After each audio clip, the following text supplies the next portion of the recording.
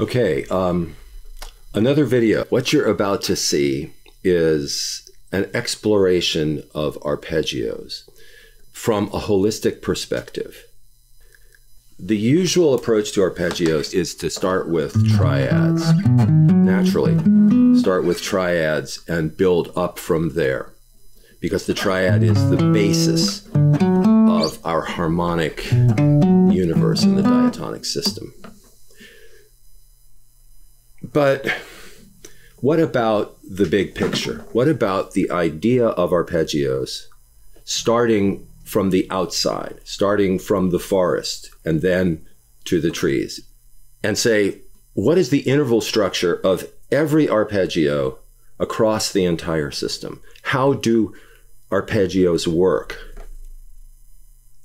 What arpeggios do is give you a sequence of every third note in the key. If you combine all of the triads and you just connect them in their natural order, 1, 3, 5, 7, 2, 4, 6, 1, 3, 5, round and round, you will get alternating major and minor thirds, with one exception between from 7 to 2 to 4, the diminished triad. 2 minor thirds in a row. Otherwise, you're alternating minor, major, minor, major. So it doesn't then matter where you start. Treat arpeggios the way you would treat modes, the way you would do. Arpeggios have modes. So there's an Ionian arpeggio, a Dorian arpeggio, a Phrygian arpeggio, a Lydian arpeggio, a Mixolydian arpeggio, and an Aeolian arpeggio, a Locrian arpeggio. Take all the notes starting from there. Come back to that note. That's your Locrian arpeggio, 7, 2, 4, 6, 1, 3, 5, 7. Now we can call that just the 7. And we can take any starting point, any root, and say that's related to the mode that also happens on that root. Or you can just use the number. So what about that? What happens when you do that? Are there modal arpeggios? Yes. Quite simply, yes. So we're exploring that. We're exploring that.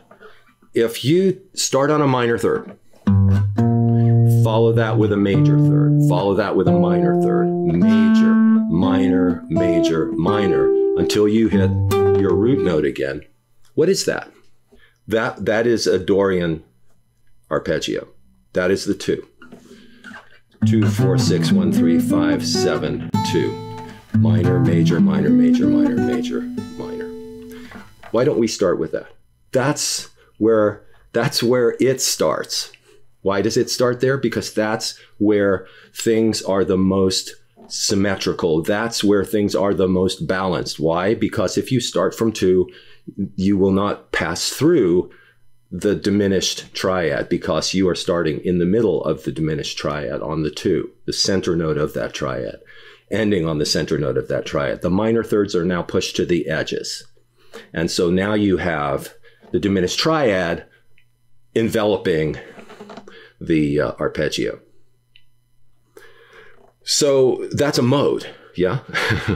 So that's what this is about. That's what you're going to see next. So here we go. This is, I call this, wait for the motorcycle. I'm going to not edit this, right? This is it. This is live, okay? I call it arpeggiometry.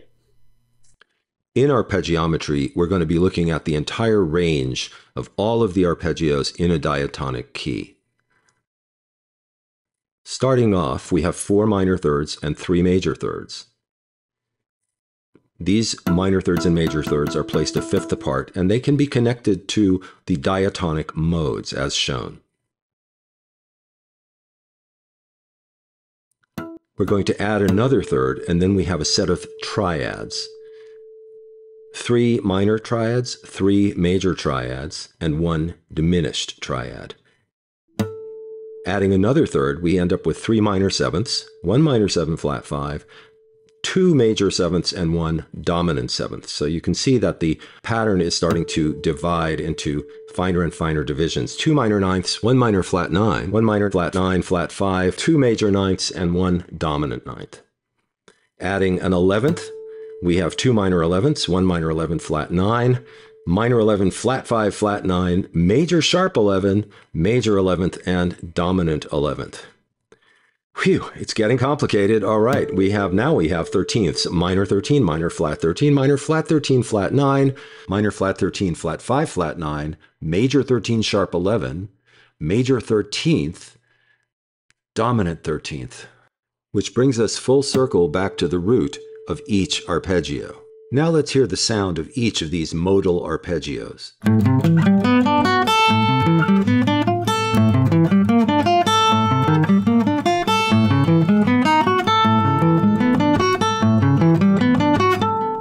Each arpeggio has a different interval structure, a different set of major and minor thirds. Is there a simple way to sort out these complex patterns? Let's play a little game. And now it's time to play Alternate or Meet Your Fate.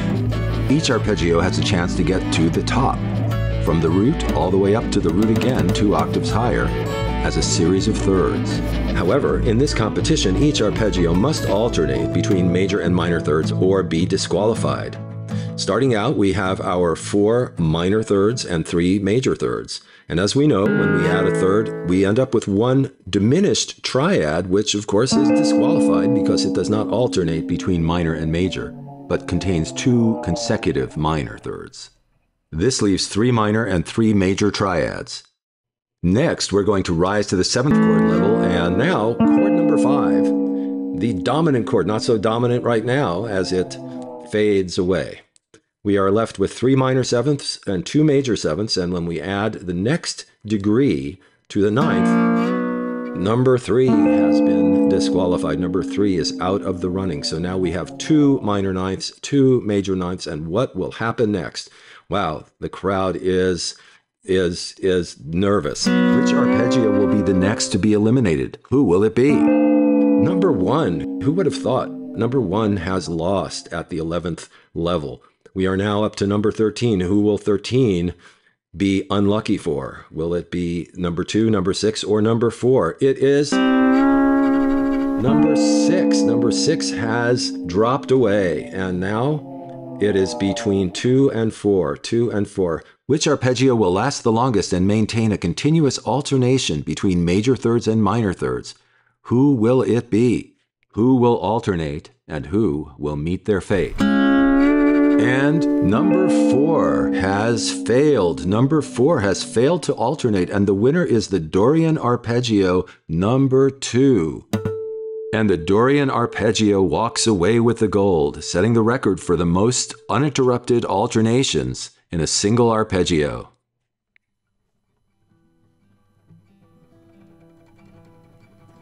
The diatonic system is a system of tonality, which is built around the idea of symmetry, the recognition that natural symmetries are expressed in the vibration of musical strings, whether bowed, plucked, or struck. The vibrating string will produce predictable pitches at specific tensions and lengths.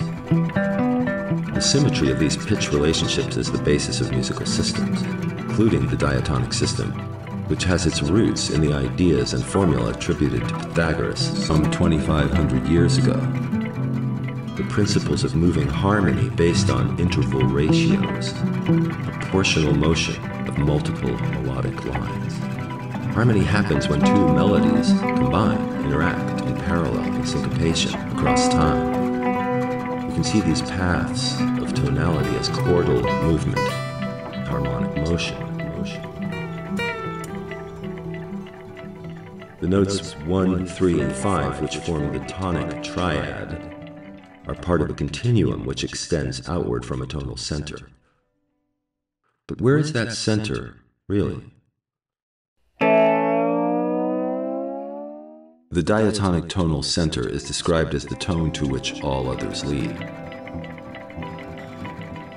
But it's not simply a melodic idea describing the movement within single lines of notes, but a harmonic idea, most clearly embodied in the tonic third tritone dynamic, the dominant tonic cadence of tension and resolution. We don't need the entire C major chord for that, nor do we need the entire G seventh chord. The tritone and the major tonic third will do. The symmetry embodied in the dance between the tritone and the tonic third radiates through the diatonic system.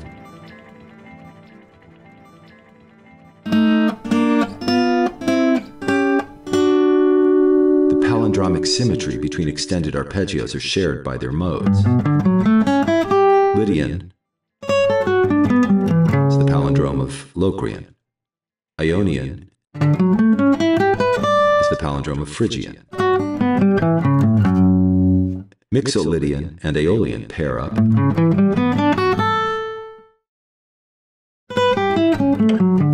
And Dorian mode stands at the center, reminding us that although it is the tonic third which plays the role of tonal center, it is the two, the supertonic, that is the center of gravity of the whole system. The two sits at the center of both the tonic third and the tritone without making a sound, but it provides the tonal fulcrum for both.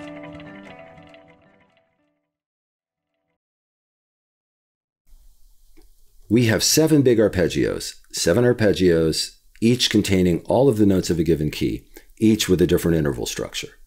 One of those arpeggios, the 2, alternates between minor thirds and major thirds every step of the way. Minor, major, minor, major, minor, major, minor. The other 6 arpeggios include 2 minor thirds in a row at some point in each of them, a different place in each of them. Now I'm going to play all 7 of those arpeggios now, starting on the note A, ending on the note A, from beginning to end, starting with the 2. Now the 6. Now the 3. Now the 7. Now the 4. The 1. And the 5.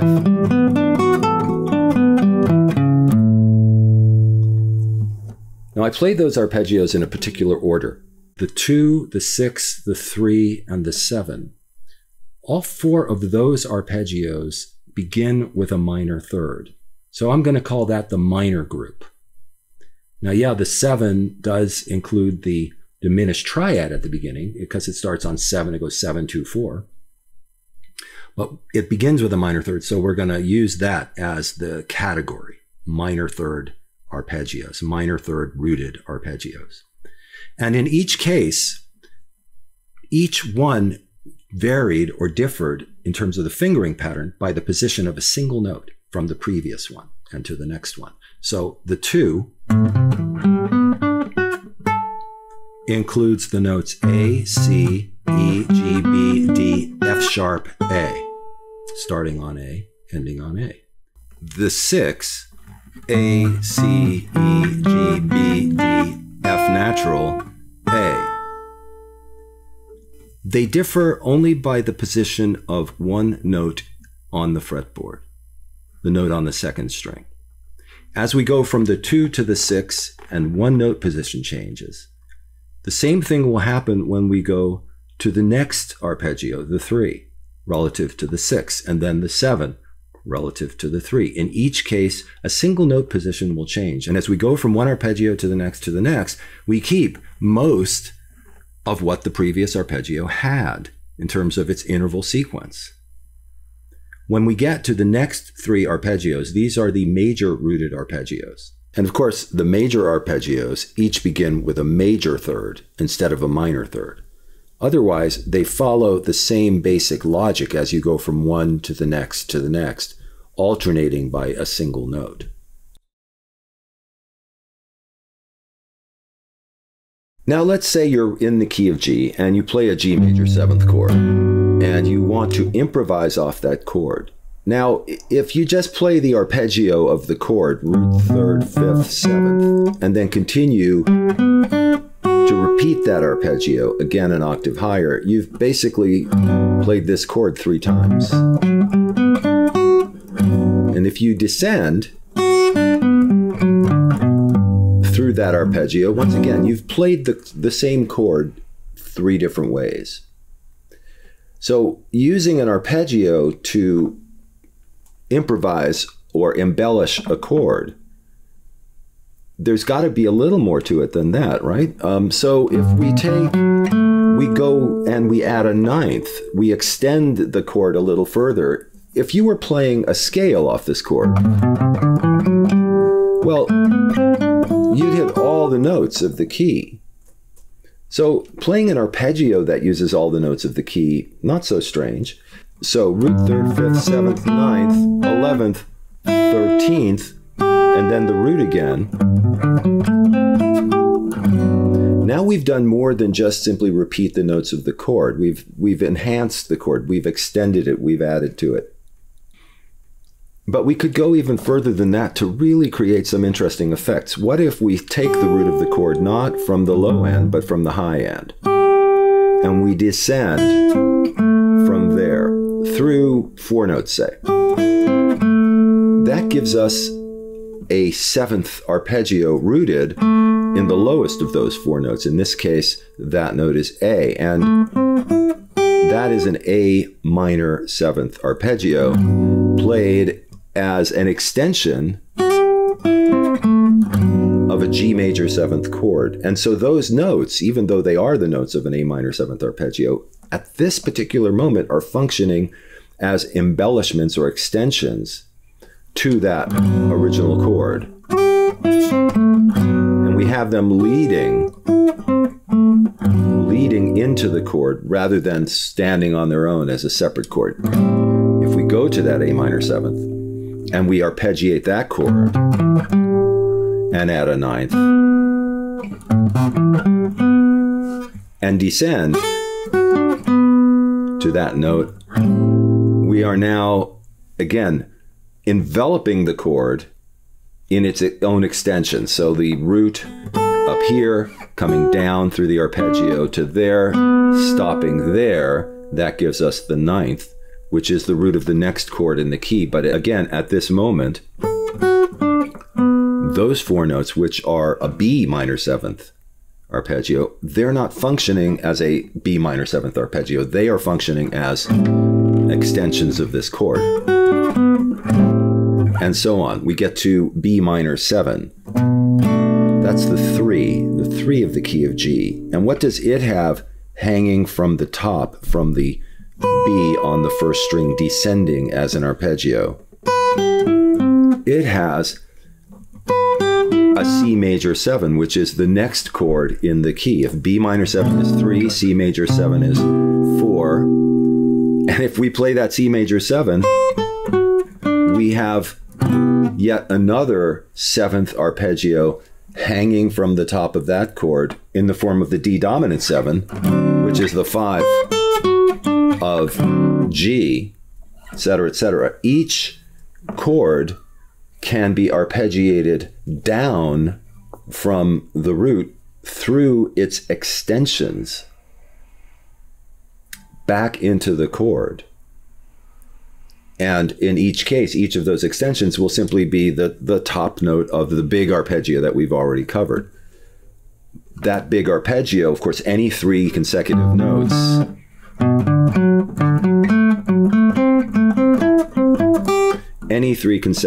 in any of those arpeggios is, of course, a triad.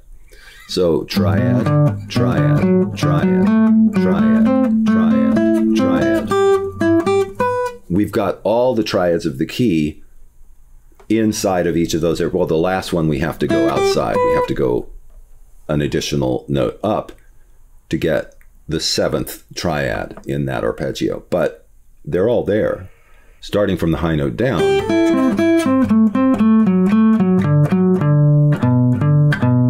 We can get a similar idea, just descending through triads all the way from root to root. So that's some strategy, arpeggio strategy. That's some fretboard navigation strategy with arpeggios. That's a different perspective on arpeggios maybe for you. Thank you so much. Thanks for subscribing. Thanks for liking this channel and sharing, and share your thoughts right there. Let me know what you think, and I will see you soon.